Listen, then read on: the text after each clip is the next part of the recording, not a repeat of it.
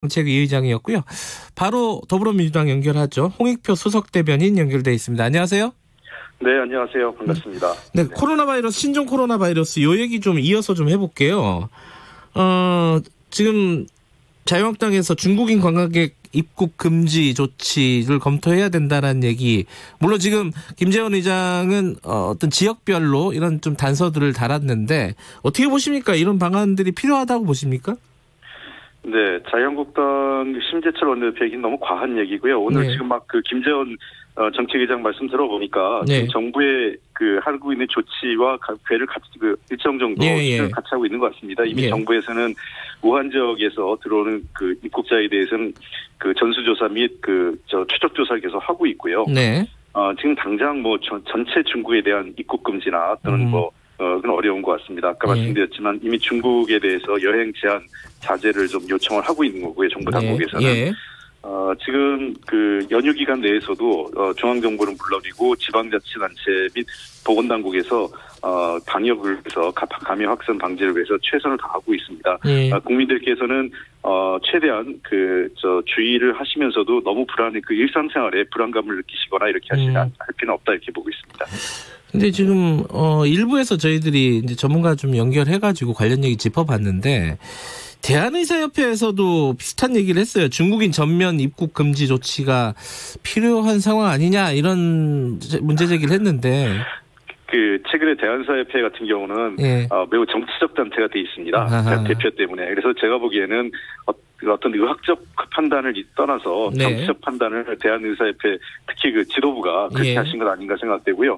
뭐 필요하다면 보건 관련 단체가 여러 군데가 더 있습니다.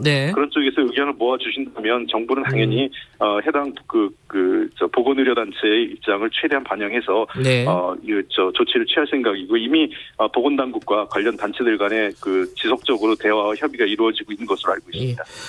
앞서 이제 자유한국당 얘기 좀 들었는데 민주당에서는 명절 민심 어떻게 읽으셨습니까? 간단하게 요약하면 어떻습니까? 네, 하나는 정치권이 좀 더 겸손해져야 될 것 같고요. 특히 우리 여당 입장에서는 좀 더 겸손한 입장에서 낮은 자세로 국민께 봉사하는 마음을 가져야 한다는 게 하나고요. 두 번째는 민생과 민생 개혁을 최우선적으로 할 것. 그다음에 세 번째는 이러한 전반적인 정치 개혁을 포함해서 모든 한국 사회 개혁 과제를 좀 더 담대하게 추진해 달라. 이렇게 이 세 가지가 주문 요구라고 생각을 합니다. 알겠습니다. 검찰 얘기 좀 해볼게요. 지금 법무부에서는 최강욱 비서관에 대한 기소를 날치기 기소라고 했습니다.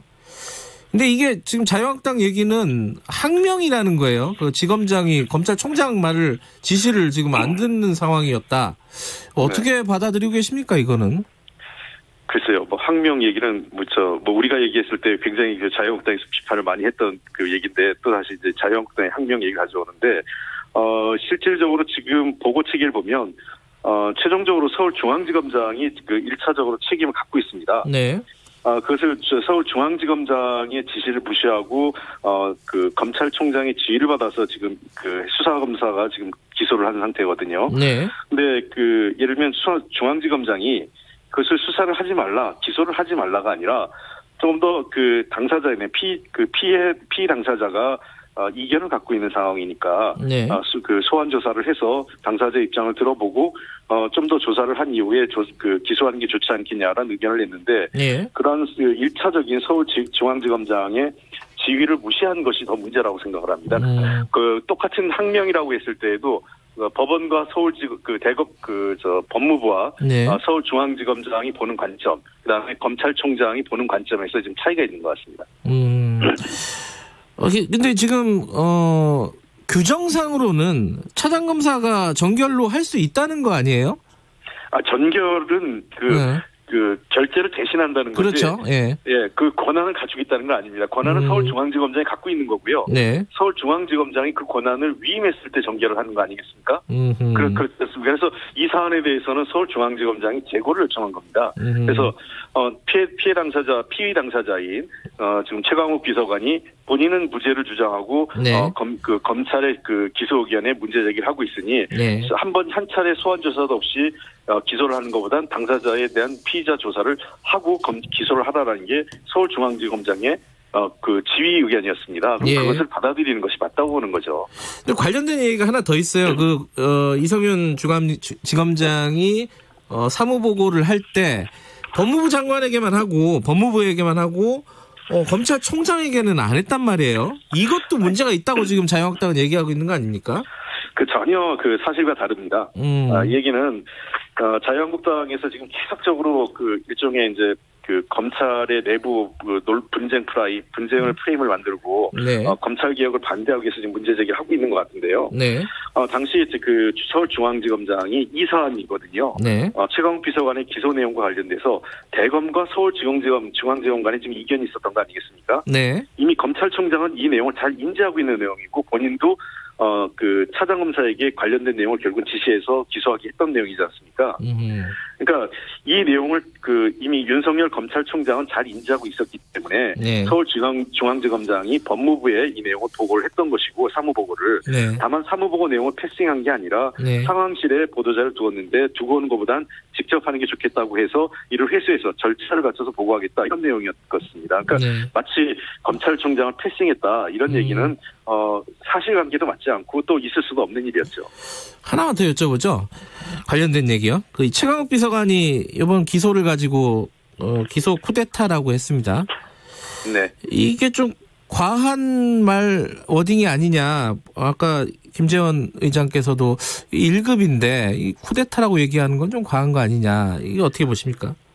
글쎄요, 그거는 최강욱 비서관의 입장이기 때문에 여당에서 그거 갖고 왈가불가하긴 그렇고 예. 다만 지금 이 사안을 바라보는 이 최강욱 비서 당사자 입장에서는 매우 어떤 수사 절차적으로 문제점 그다음에 피의자 당사자에 대한 제대로 된 조사도 없이 검찰이 해당 수사기관 검사가 이미 선입관을 갖고 이 조사를 한 것에 대한 문제 제기를 한 것 아닌가 생각을 하고요. 네. 어쨌든 검찰 내부의 문제에 대해서 자꾸 왈가불가하는 것보다 네. 현재 법무부 내부에서 감찰도 진행되고 있고 여러 가지 내용이 있기 때문에 이 내용에 대해서는 조사 결과가 나오면 그에 따른 적절한 조치가 취해지면 된다고 생각을 합니다. 특검하자 그러는데 자유한국당은 그 부분은 어떻게 받아들일 수 있나요? 정말 자유한국당 특검 얘기는 도대체 이번 20대 국회에 들어서 몇 번째인지 모르겠습니다. 아예 그럴 바에는 그냥 검찰 해체하고 상설 특검 만드는 게 낫겠습니다. 나중에 그러면 특검을 특검하자고 또 할 것 같은데요. 제가 보기에는 정치 공세 이상 이하도 아닙니다. 지금 검찰의 수사 내용 지켜보고 네. 그리고 나서 특검을 하면 되는 거지.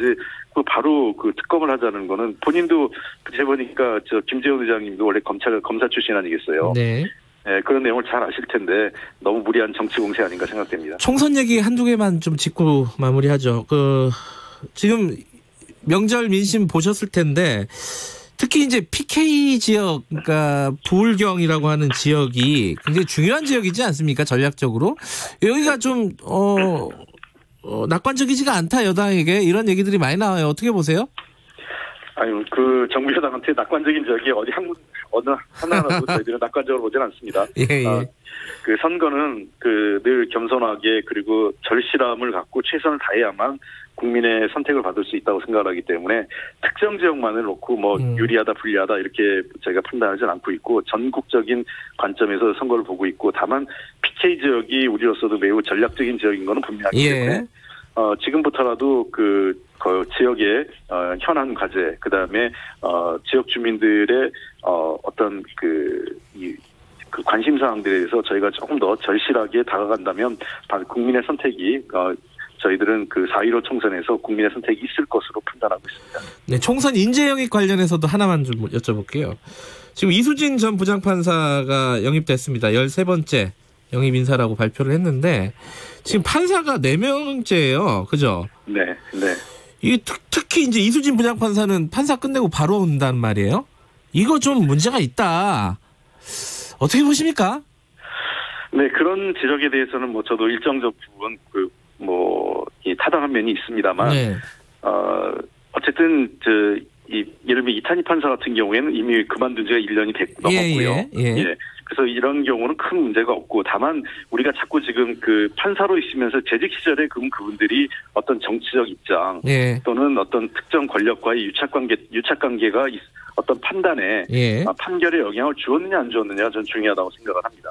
그 문제에 대해서 그 현재 우리나라 법무부 시스템 그 재판 사법 체계 시스템은 형사 합의부 체제로 이루어지기 때문에 네. 판사 한 개인의 판단이 뭐 어떤 전체 결과를 좌지우지하기는 어렵거든요. 네. 그런 측면에서 너무 지나치게 이런 문제를 사법부의 지금까지 판결 문제까지 연결시켜서 확대하는 것은 사법부 전체에 대한 불신을 야기할 수 있다는 측면에서 좀 더 세심한 배려가 있어야 된다고 생각을 하고, 다만 이번을 넘어서서 제가 보기에는 네. 그 현재 검사나 또는 네. 판사 같은 경우 굉장히 정치권에 많이 계세요. 그 과잉 대표성이 돼 있다 이런 지적이 네. 분명히 있기 때문에 앞으로 검사나 판사 등과 같이 그 사법 체계와 관련돼 있는 분들의 정치권 진출에 대해서는 좀 더 새로운 기준을 만드는 논의가 필요하지 않을까 이런 생각을 갖고 있습니다. 알겠습니다. 더불어민주당 쪽 얘기는 여기까지 듣겠습니다. 고맙습니다. 네, 감사합니다. 홍익표 수석 대변인이었습니다. 김경래 최강시사 2부는 여기까지 하겠습니다. 잠시 후 3부에서 다시 뵙고요. 일부 지역국에서는 해당